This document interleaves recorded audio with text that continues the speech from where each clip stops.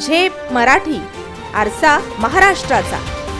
साक्री तालुक्यातील गणेशपूर येथे काल 7 डिसेंबर रोजी सायंकाळी घडलेल्या हृदयद्रावक घटनेने संपूर्ण परिसरात शोककळा पसरली आहे. कांद्याने भरलेली ट्रॅक्टर ट्रॉली अचानक सुरू होऊन जवळील 60 फूट खोल पाण्याने भरलेल्या विहिरीत कोसळली.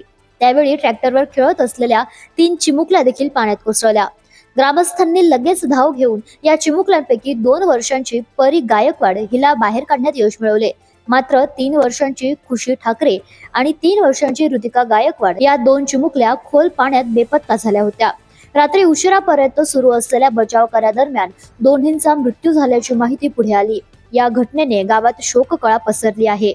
घटनेची माहिती मिळताच साक्री पोलीस ठाण्याचे पोलीस निरीक्षक दीपक वाळवे हे आपल्या पथकासह अवघ्या काही मिनिटात घटनास्थळी दाखल झाले होते.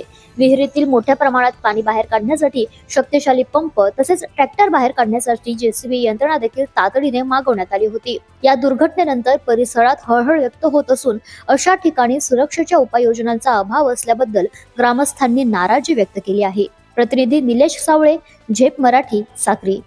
अशाच वेगळ्या आणि ताज्या बातम्यांसाठी पाहत रहा झेप मराठी, आरसा महाराष्ट्राचा. संपादक प्राध्यापक अनिल चव्हाण, धुळे.